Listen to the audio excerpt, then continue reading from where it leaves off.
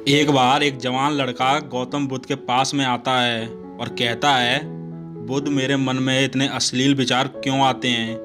मेरे मन में आकर्षण, काम वासना के विचार चलते रहते हैं, जिनके बारे में सोच सोच कर मैं अपना बहुत सा समय और ऊर्जा बर्बाद कर देता हूँ, जिसकी वजह से मैं शांत नहीं रह पाता हूँ और हमेशा ही विपरीत लिंग के प्रति आकर्षण महसूस करता हूँ। बुद्ध ने मुस्कुराते हुए कहा, क्या तुम्हें पता है काम वासना होती क्या है?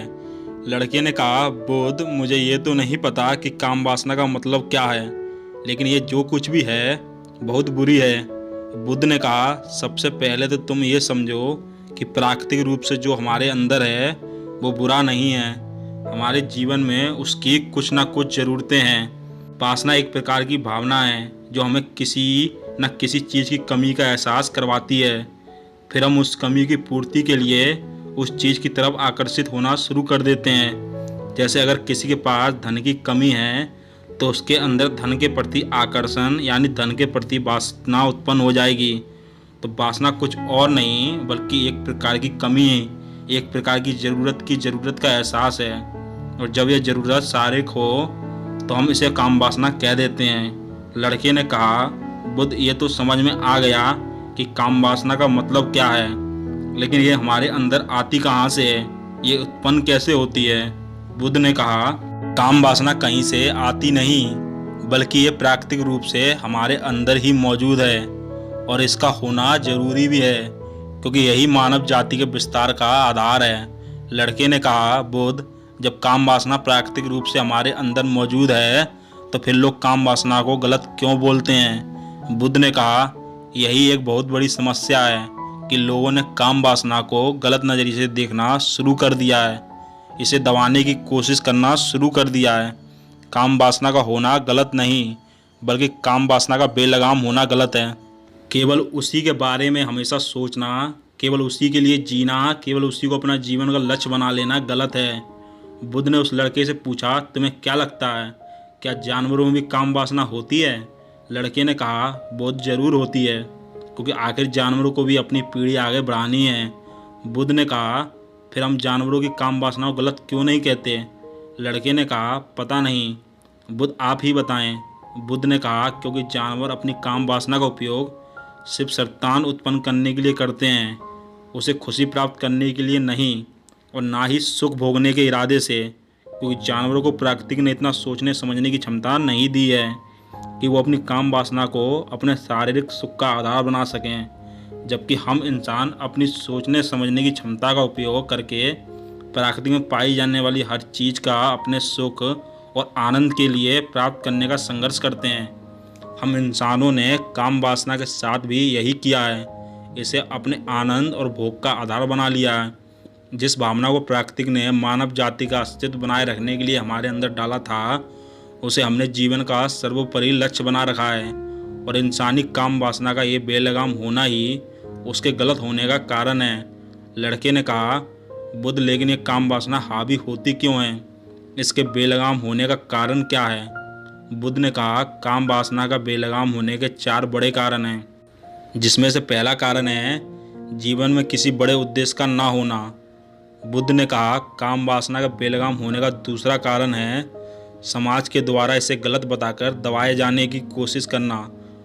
लोग एक बड़े तबके ने कामुकता को हमेशा सबकी नज़र से देखा है, और इसका सबसे बड़ा कारण है कि हमने अपने यौन अंगों को शरीर के बाकी अंगों की तरह स्वीकार नहीं किया, जबकि हमारे यौन अंग भी हमारे बाकी अंगों जैसे हाथ, पैर, मुंह आदि के समान ही बस एक अंग हैं जो अपना काम करते हैं, जिसके लिए प्रकृति ने उन्हें बनाया है।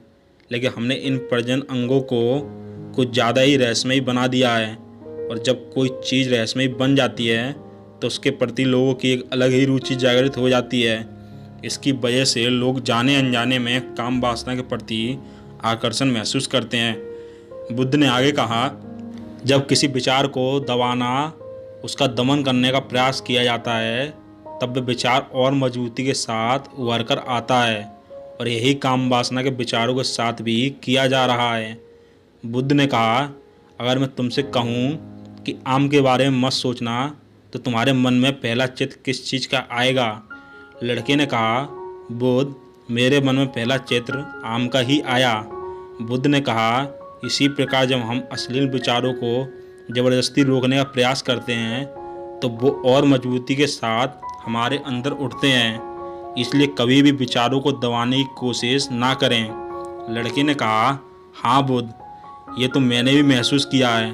बुद्ध ने कहा, इंसानों में कामुकता का हावी होने का तीसरा कारण हमारा अपने विचारों के प्रति जागरूक ना होना। हमारे मन में ऐसे विचार चल रहे हैं, हम इस पर कभी ध्यान नहीं देते। हमारे मन में उठने वाले विचारों के बारे में एक अनोखी बात यह है कि जब हम किसी एक चीज़ के बारे में विचार करते हैं तो हम और हमारा मन उसी के संबंधित सभी विचार हमारे सामने रखना शुरू कर देता है और फिर ऐसे ही हमारे मन में विचारों की एक श्रृंखला बन जाती है जिस पर हम उलझ कर रह जाते हैं। ठीक ऐसा ही होता है अश्लील विचारों के साथ। हमें एक बार किसी को देखकर हमने अपने मन में एक अश्लील विचार पैदा किया, फिर हमारा मन अपने ही इन विचारों की श्रृंखला बना देता है जिनके बारे में सोच सोचकर हम अपनी बहुत सी ऊर्जा और समय बर्बाद कर देते हैं। इसलिए पूरी जागरूकता के साथ अपने अंदर उठने वाले विचारों पर ध्यान देना जरूरी है। बुद्ध ने कहा, अश्लील विचारों का हावी होने का चौथा कारण है बुरी सोच और अश्लील विचारों वाले लोगों की संगति करना। कई बार ऐसा होता है कि कामुकता हमारे अंदर नहीं होती, लेकिन कुछ अश्लील लोगों के साथ रहने की वजह से ये हमारे अंदर हावी हो जाती है। लड़के ने कहा, हाँ बुद्ध, ये बात तो मैंने खुद महसूस की है। बुद्ध ने कहा, इसलिए बुरे विचार वालों और अश्लील लोगों से दूरी बनाकर रखनी चाहिए। लड़के ने कहा, बुद्ध, ये तो समझ में आ गया कि कामुकता हावी कैसे होती है, लेकिन इसे हावी होने से रोका कैसे जा सकता है? बुद्ध ने कहा, सबसे पहले तो तुम ये समझो कि काम वासना की ऊर्जा को रोका नहीं जा सकता, इसे सिर्फ रूपांतरित किया जा सकता है। और इस ऊर्जा को रूपांतरित करने के दो तरीके हैं। पहला है प्रेम और दूसरा है ध्यान। जब हम सच्चे प्रेम में होते हैं तो हमारे अंदर की कामुकता की ऊर्जा हमारी खुशी और हमारे आनंद में परिवर्तित हो जाती है। लेकिन ज़्यादातर लोग शारीरिक आकर्षण को ही प्रेम मानते हैं, जो कि ऊर्जा का व्यय करता है, रूपांतरित नहीं। काम वासना की ऊर्जा को शरीर के अंदर ही रूपांतरित करने का सबसे सफल तरीका है ध्यान। ध्यान के माध्यम से आप अपने अंदर स्थित आनंद के उस केंद्र में स्थापित हो जाते हैं जिसके सामने दुनिया का हर भोग विलास फीका लगने लगता है। ऐसा नहीं है, ध्यान में उतरने के बाद वो सब सोचना और करने में सक्षम नहीं होते, बल्कि आप उससे ऊपर उड़ चुके होते हैं और फिर ये सब हरकतें आपको छोटी और बचकानी लगने लगती हैं। लड़के ने कहा, लेकिन बुद्ध, ध्यान की शुरुआत कहाँ से करें? बुद्ध ने कहा, सबसे पहले तुम खुद के साथ अकेले समय बिताना शुरू करो, क्योंकि जो इंसान जिसके साथ सबसे ज़्यादा समय बिताता है वो उसको सबसे ज़्यादा जानता है। खुद को जानना शुरू कर दोगे तो ये सारे भौतिक सुख तुम्हें छोटे लगने लगेंगे और फिर एक दिन ऐसा भी आएगा जब तुम्हारे चाहे बिना तुम्हारे दिमाग में किसी भी प्रकार के विचार उठना बंद हो जाएंगे।